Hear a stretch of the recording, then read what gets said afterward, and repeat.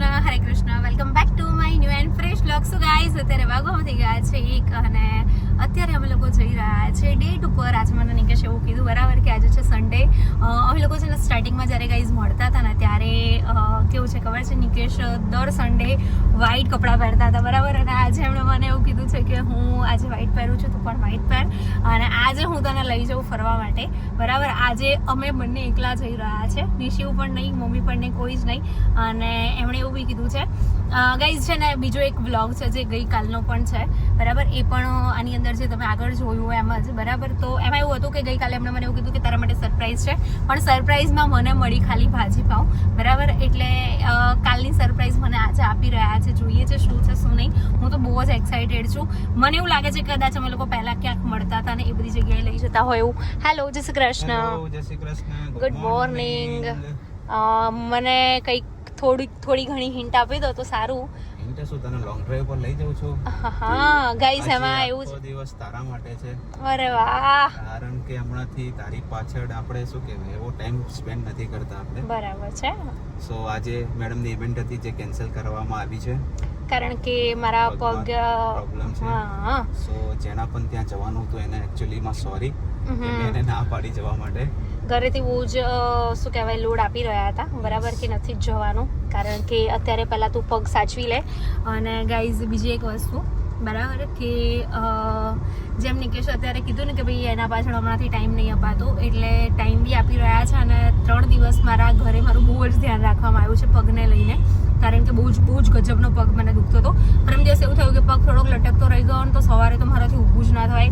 ગઈકાલે હું 11 વાગ્યા પછી તો ઊભી થઈ છું, 12 વાગે તો હું ફ્રેશ થઈ, કારણ કે એટલો પગ દુખતો હતો ને કે ઈચ્છા જ ના થાય ક્યાંય જવાની, બહાર નીકળવાની. અને મૂડ જ નહોતો આવતો કે બેડ ઉપરથી હું ઊભી થઉં, કારણ કે બહુ જ પેઇન થતો હતો બરાબર. આજે ક્યાં લઈ જશો? એકચ્યુઅલી રસ્તો જોઈને તો તને આઈડિયા આવી જશે. એટલે રિવરફ્રન્ટ સાઈડ જઈ રહ્યો છે આ રોડ. યસ. તો રિવરફ્રન્ટ આટલા તડકામાં રિવરફ્રન્ટ લઈ જશો યાર? રિવરફ્રન્ટ થોડી લઈ જશે તને. ઓકે, કઈ વાંધો નહીં, જોઈએ. તડકામાં નહીં પડો, ટેન્શન ના લે. ઓકે, આગે દેખો હોતા હૈ ક્યાં બરાબર. અને સારા લાગે છે કપડા.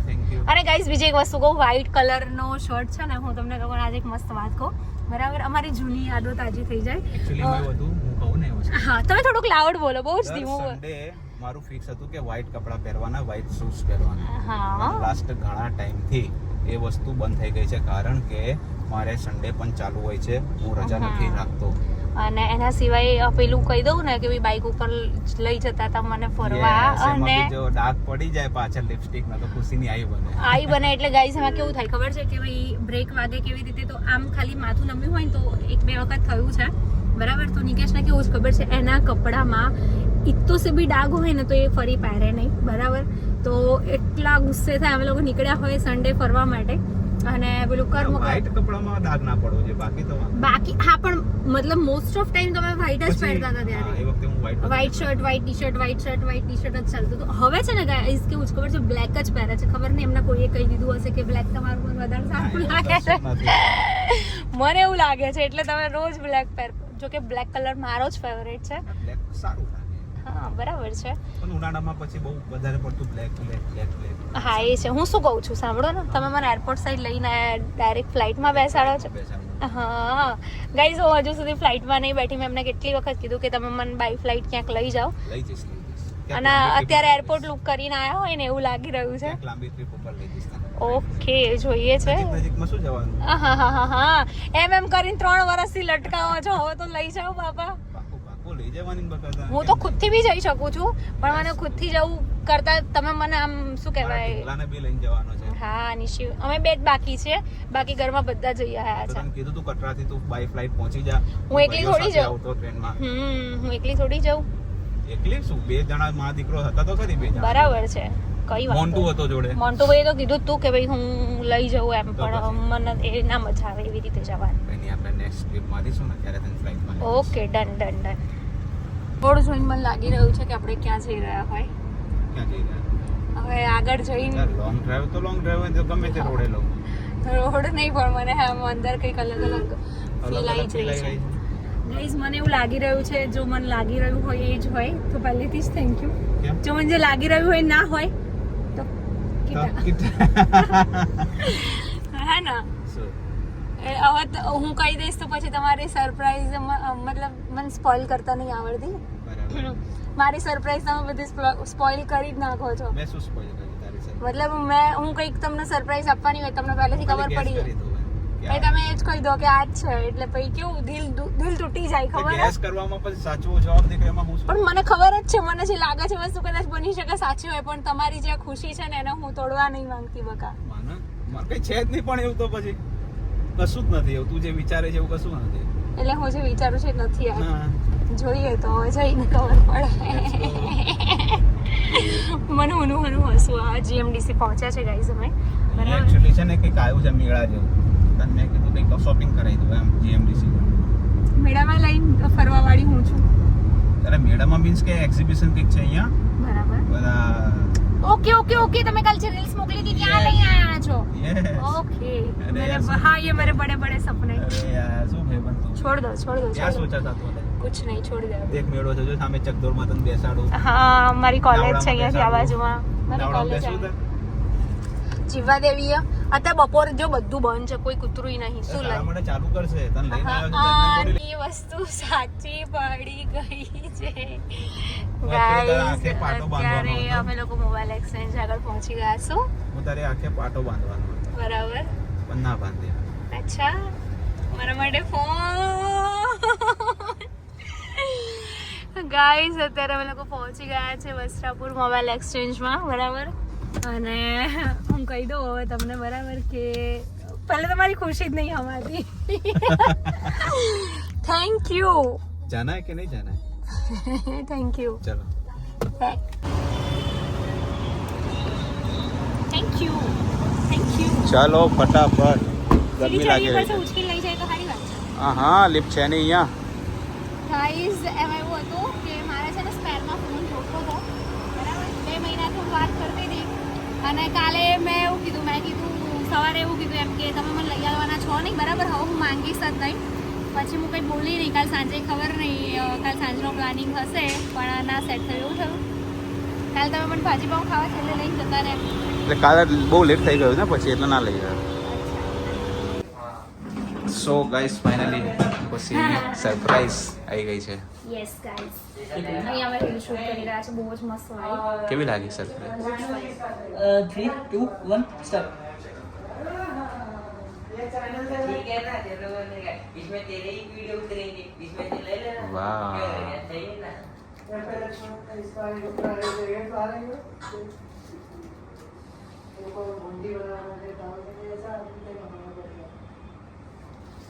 Okay Done. Yeah. बोलो पहला मैंने वीडियो सीन करके वीडियो बनाया इसमें तेरे ही वीडियो उतरेंगे इसमें ते ले लेना ડન છે જમા કરી લેવાનું છે બરાબર પતી ગયો હવે એમનું કવર લઉં છું આયા હતા 17 લેવાના લઈ લીધો 17 17 Pro બી Max. નતો લેવાનો તો એનાથી બીજો કંઈ બી લેવાનો હતો પછી 17 માં વિચાર્યું હતું આ ભાઈએ કઈ ખબર નહીં સોપારી આપી દીધી મસ્ત મજાની સોપારી તો મારા દરેક ટાઈમે આપી જ પડે મસ્ત ચલો ગાઈઝ ચાલો રેડી ડન રેડી કવર થઈ ગયું જમા બરાબર યશભાઈ હા ડન છે બરાબર ચાલો સો ગાઈસ ફાઇનલી ફોન લઈને નીકળી ગયા છીએ happy yes guys super duper happy actually એવું હતું ગાઈસ કે છે ને એવું નહોતું કે ભાઈ 70 Pro Max લેવાનો હતો બરાબર એવી ગણતરી એવી હતી કે ભાઈ કોઈ પણ સ્પેરમાં જોઈએ છે એટલે કોઈ પણ ફોન ચાલશે પણ આઈફોન જોઈએ એમ અને અમારા પતિદેવે અમને 17 Pro Max અપાવી દીધો છે અને પેલા એમનું કવર બી મેં લઈ લીધું છે એમનું કવર મને બહુ જ ગમી ગયું હતું બરાબર જબરદસ્તી લઈ લીધું જબરદસ્તી લઈ લીધું પર્સમાં જ મૂકી દીધું મેં કીધું હું નહીં આપું એમ કે પછી પાછું કંઈક હતું ને તેમણે ફોન માંગ્યો ને તો મેં કીધું કવર ના કાઢી લેતા મને કે મેડમ નહીં કાઢું શું કરવા આટલું ટેન્શન લો છો ગાઈઝ મસ્ત ફોન આવી ગયો છે તમે લોકો કમેન્ટ કરજો એકચ્યુઅલી આના ગાઈસ 17 અપાવવાનો હતો ખાલી પણ એનું મોડું જોઈને મને ઈચ્છા ના થઈ કે ભાઈ એને 17 અપાવું એટલે પ્રો મેક્સ અપાઈ દીધું છે યસ અને એમાં બી રસ્ટ કલર જે મારો ફેવરેટ હતો યસ ઓકે હવે હું પહોંચીએ ફટાફટ ઘરે ફોન નાખી દીધું ડાયરેક્ટ શર્ટમાં જ શું લાયા અરે યાર શું છે શું લાયા હા કયો pro max? iPhone iPhone 17 pro max. કેમ નહીં જતા? અને બાય બાય કર, તું જતો તો? પપ્પા કેવો છે? જય શ્રી કૃષ્ણ. જય શ્રી આ કયો કૃષ્ણ. ફોન છે?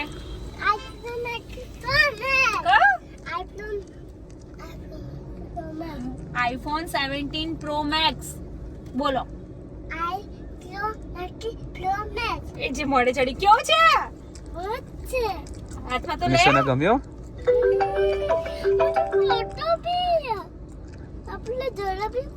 આમ જો આપણે ફોટો પાડીએ છે. અરે મને તો લો. એકલા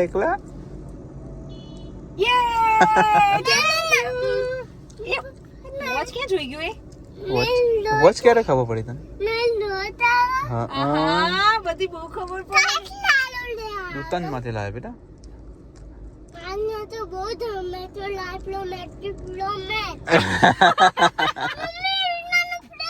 ચલો જઈશું.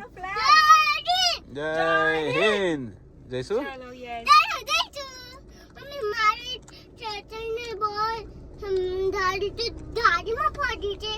કઈ? હે, ઓકે. ચલો.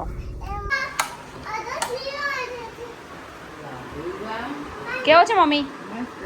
મસ્ત છે ને?